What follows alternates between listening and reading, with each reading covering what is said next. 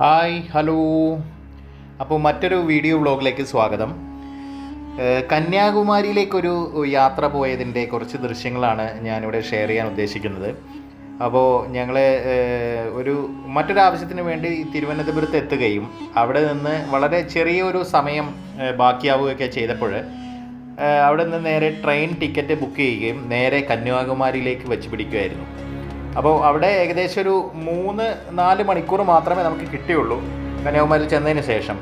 അപ്പോൾ കിട്ടിയ സമയം കൊണ്ട് വളരെ പെട്ടെന്ന് തന്നെ കുറച്ച് ഫുട്ടേജുകൾ എടുക്കുകയും കുറച്ച് പിക്ചേഴ്സും സെലക്ട് ചെയ്യുകയൊക്കെ എടുക്കുകയൊക്കെ ചെയ്തതിന് ശേഷം തിരിച്ചു പോരുകയായിരുന്നു. അങ്ങോട്ടുള്ള ബസ് മാർഗം എന്ന് പറയുന്നത് വളരെ ദുർഘടം പിടിച്ച ഒരു സംഭവമാണെന്ന് ഞങ്ങളുടെ തിരിച്ചു പോരലിൽ മനസ്സിലായി. തിരിച്ചു പോകുന്നത് ഞങ്ങൾ ബസ് മാർഗമായിരുന്നു. അപ്പോൾ ഇതേപോലെ കന്യാകുമാരിയുടെ ഏറ്റവും ആകർഷണീയമായ ചില ദൃശ്യങ്ങൾ മാത്രം നിങ്ങളുടെ മുമ്പിലേക്ക് അവതരിപ്പിക്കുകയാണ്. എല്ലാവർക്കും ടെക് ട്രാവൽ ഗ്ലോബ്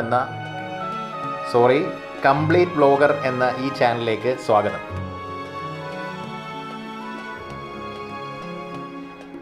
പ്രകൃതി മനോഹരമായ ഒരു ഭൂപ്രദേശത്തിലൂടെ അങ്ങനെ സഞ്ചരിച്ച് ട്രെയിനിലൂടെ ആണെങ്കിലും ബസ്സിലൂടെ ആണെങ്കിലും ഈ യാത്രകളിൽ നമുക്ക് കന്യാകുമാരിയുടെ തീരത്തോട് അടുക്കുന്നതിന് ഏകദേശം ഒരു 50 കിലോമീറ്റർ ദൂരം വരെ നമുക്കിതേപോലെ കൃഷിയിടങ്ങളൊക്കെ കാണാനായിട്ട് കഴിയും. ഏകദേശം പണ്ട് ഇത് തിരുവനന്തപുരത്തോട് ചേർന്ന് കിടന്നിരുന്ന കേരളത്തിൻ്റെ ഭൂവിഭാഗമായിരുന്നു.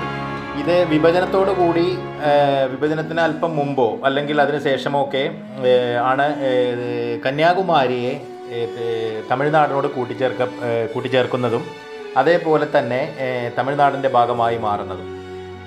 പക്ഷേ കാലങ്ങളായി വന്ന സർക്കാരുകളൊന്നും തന്നെ കന്യാകുമാരിയുടെ വികസനത്തിൽ അല്ലെങ്കിൽ അത്തരം വികസന കാര്യങ്ങളിലൊന്നും കാര്യമായി ശ്രദ്ധ പതിപ്പിക്കാത്തത് കൊണ്ട് തന്നെ വളരെയേറെ ഇപ്പോഴും ഒരു ബാലാരിഷ്ടതകൾ ഒരുപാടുള്ള ഒരു മേഖലയാണ് കന്യാകുമാരി എന്ന് പറയേണ്ടി വരും.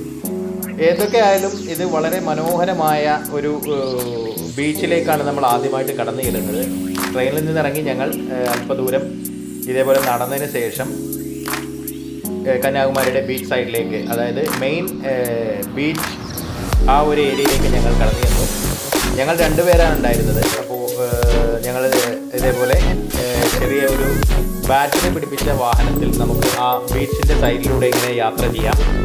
ചെറിയ എമൗണ്ടുകൾ 10 രൂപയ്ക്ക് കൊടുത്തു കഴിഞ്ഞാൽ നമുക്ക് നമ്മളെ അടുത്ത ഒരു ഡെസ്റ്റിനേഷൻ പോയിന്റിലേക്ക്, അതായത് ആ ബീച്ചിൻ്റെ ഒരു എൻഡിലേക്ക്, ഒരു ബെൻഡിലേക്ക് നമ്മളെ എത്തിക്കുന്ന ഒരു യാത്രാ സൗകര്യമാണ് ഇവിടെ പ്രൊവൈഡ് ചെയ്തിരിക്കുന്നത്. അപ്പോൾ ഇത്തരം വണ്ടികൾ ഇങ്ങനെ ഓടിക്കൊണ്ടേയിരിക്കും ഈ ഏരിയയിൽ. അപ്പോൾ നമുക്ക് ഈ കടലിൻ്റെ സൈഡിലൂടെ ഇങ്ങനെ യാത്ര ചെയ്ത് ഇങ്ങനെ പോവാം. അപ്പോൾ ഇങ്ങനെ യാത്ര ചെയ്ത് നമുക്ക് ആവശ്യമുള്ള സ്ഥലത്ത് ഇറങ്ങാൻ കഴിയും, അല്ലെങ്കിൽ ഇതിൻ്റെ ആ ഒരു മുനമ്പിലേക്ക് നമുക്ക് എത്താനായിട്ട് കഴിയും. കന്യാകുമാരി എന്ന് പറയുമ്പോൾ തന്നെ ഇത് 3 ഭാഗങ്ങളുടെ ഒരു സംഗമസ്ഥാനമാണല്ലോ. അപ്പോൾ അവിടെ ഉള്ള ഒരു സൂര്യാസ്തമനവും സൂര്യോദയവും ഒക്കെയാണ് അവിടുത്തെ ഹൈലൈറ്റ്.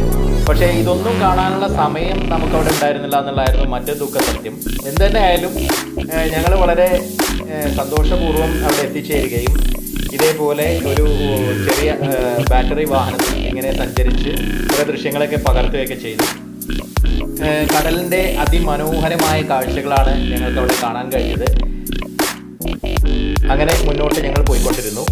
അതിനും ശേഷം നമ്മുടെ മുമ്പിലേക്ക് കടന്നു വരുന്ന ഒരുപാട്, അതേപോലെ തന്നെ കന്യാകുമാരിയെ പറ്റി പറയുമ്പോൾ ഏകദേശം 5ഓളം പ്രധാനപ്പെട്ട ബീച്ചുകൾ, കടലിൻ്റെ 5 ബീച്ചുകൾ, 5 കടൽ തീരങ്ങൾ നമുക്ക് കന്യാകുമാരിയിൽ കാണാൻ കഴിയും. വളരെയേറെ പ്രധാനപ്പെട്ട ബീച്ചുകൾ എന്ന് പറയാം.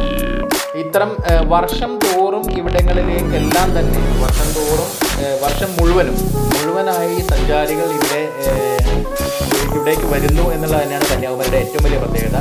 ആളുകളെ അവിടെ ഹഠാത് ആകർഷിക്കുന്ന സംഗതി ബീച്ച് തന്നെയാണ്. അതേപോലെ സൂര്യാസ്തമനവും സൂര്യോദയവും മനോഹരമായ ഒരു ഹണിമൂൺ ഡെസ്റ്റിനേഷനാണെന്ന് നമുക്കിതിനെപ്പറ്റി പറയാൻ കഴിയും.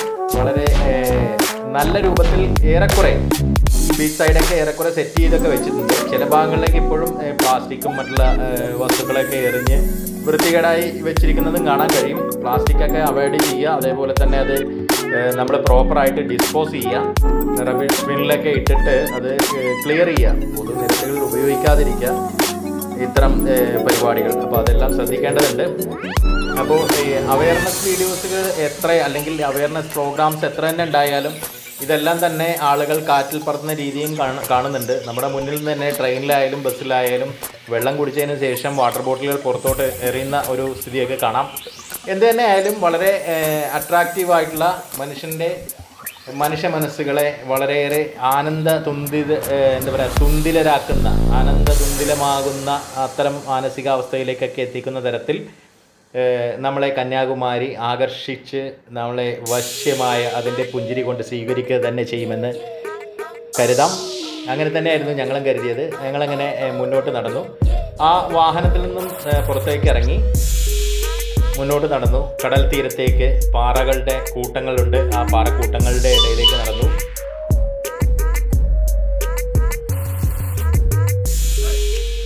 കൃത്യമായും നമുക്ക് ക്യാമറ ആംഗിളുകൾ മാറ്റി പിടിക്കുമ്പോൾ ലൈറ്റിൻ്റെ വിധാനത്തിൽ വരുന്ന കുറവിൽ നമുക്ക് ആ സമയത്ത് തന്നെ ഒരു സൂര്യാസ്തമനത്തിൻ്റെ ഒരു രീതി എങ്ങനെ ആയിരിക്കും എന്നൊക്കെ നമുക്ക് പ്രഡിക്റ്റ് ചെയ്യാൻ പറ്റുന്ന തരത്തിൽ മനോഹരമായ കാഴ്ചകൾ നമുക്ക് അവിടെ നിന്ന് പകർത്താൻ കഴിഞ്ഞു. അതേപോലെ തന്നെ ആ കടൽ കാറ്റേറ്റ് അങ്ങനെ ആ പാറക്കൂട്ടങ്ങൾക്കിടയിൽ കടലിലേക്ക് ഇറങ്ങി നിൽക്കുന്ന ആ പാറക്കൂട്ടങ്ങൾക്കിടയിലൂടെയൊക്കെ സമയം ചെലവഴിക്കാനും കുറേ സമയം അങ്ങനെ ഇരിക്കാനൊക്കെ കഴിഞ്ഞു. ഒരുപാട് സമയം ഇരിക്കാൻ കഴിഞ്ഞില്ല എന്നുള്ളൊരു ദുഃഖം കൂടി ഉണ്ടായിരുന്നു. സംഭവം സത്യത്തിൽ അവിടെ ഞങ്ങൾക്ക് ആകെ ഉണ്ടായിരുന്നത് 4 മണിക്കൂറായിരുന്നു. 4 മണിക്കൂറിൽ 2 മണിക്കൂർ ഞങ്ങൾ ഈ പാറക്കൂട്ടങ്ങൾക്കിടയിലൂടെയൊക്കെ സമയം ചെലവഴിക്കുകയായിരുന്നു. അതിനും ശേഷം ഞങ്ങൾ ഇതേപോലെ ആ ഒരു മനോഹരമായ സൂര്യാസ്തമനം കാണാൻ കഴിയില്ലല്ലോ എന്ന ഒരു സങ്കടത്തോടെ കുറേ സമയം സെൽഫിയും അതേപോലെ അത്തരം വീഡിയോസും കാര്യങ്ങളൊക്കെ ആയിട്ട് കുറേ സമയം ചെലവഴിച്ചു. അങ്ങനെ മുന്നോട്ട് ഞങ്ങൾ വീണ്ടും നീങ്ങി.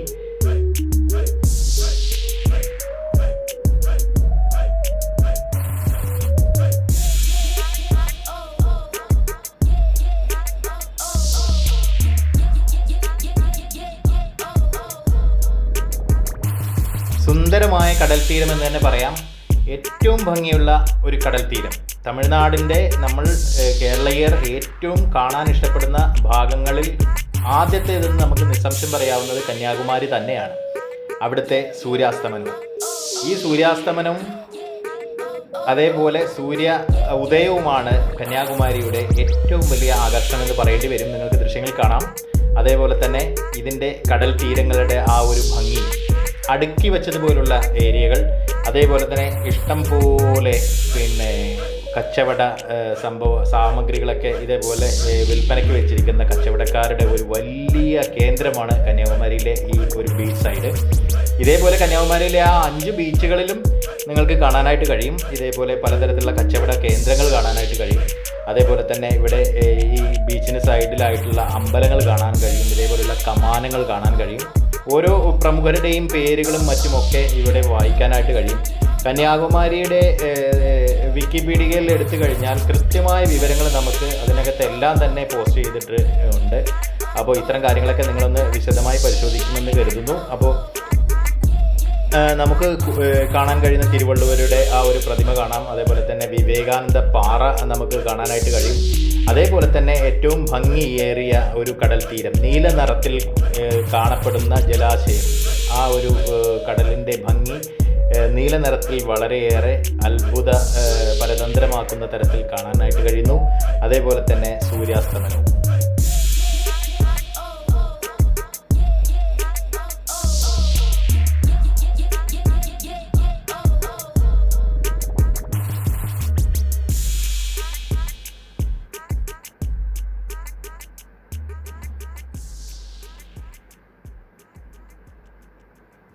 എങ്ങോട്ട് തിരിഞ്ഞാലും സുന്ദരമായിട്ടുള്ള കാഴ്ചകൾ മാത്രമാണ് കന്യാകുമാരി നമുക്ക് സമ്മാനിക്കുന്നത്. വൈകുന്നേരം മിസ്സായതിലുള്ള കുണ്ഠിതത്തോടു കൂടിയാണ് ഞങ്ങൾ അവിടെ നിന്ന് മടങ്ങാൻ തീരുമാനിച്ചിരിക്കുന്നത്. മടക്കയാത്ര ബസ്സിനായിരിക്കും. അപ്പോൾ അതുകൊണ്ട് തന്നെ പെട്ടെന്ന് തന്നെ മടങ്ങേണ്ടതുണ്ടായിരുന്നു. അപ്പോൾ ആ ഒരു കാരണം കൊണ്ട് തന്നെ കൂടുതൽ ആ ഒരു 6 മണിക്ക് ശേഷമുള്ള അസ്തമനത്തിൻ്റെ ആ ഒരു മനോഹാരിതയിലേക്ക് പോകാനാവാതെ തിരിച്ച് ഞങ്ങൾ നടന്നു.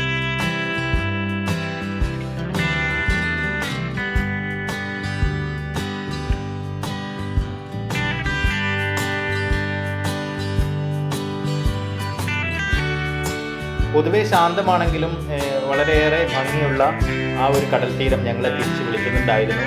ഇനി ഒരിക്കൽ കൂടി കന്യാകുമാരി സന്ദർശിക്കുകയാണെങ്കിൽ തീർച്ചയായും സൂര്യാസ്തമനവും മറ്റൊരു സൂര്യോദയവും അവിടെ തന്നെ കണ്ട് അതിൻ്റെ ഭംഗി മുഴുവൻ ആസ്വദിച്ചതിന് ശേഷം മാത്രമായിരിക്കും തിരിച്ച് പോരുക എന്ന ഒരു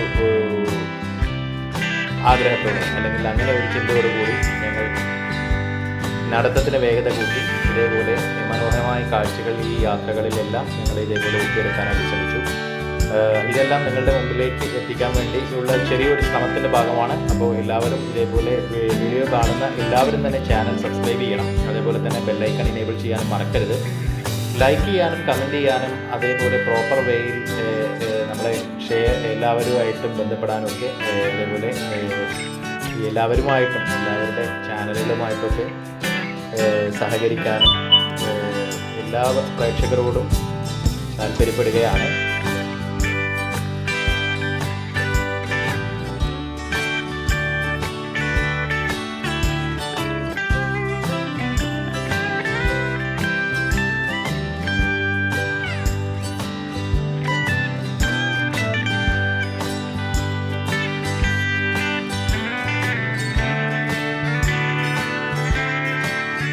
എല്ലാവർക്കും നന്മകൾ മാത്രം നേർന്നുകൊണ്ട് നിർത്തുകയാണ്.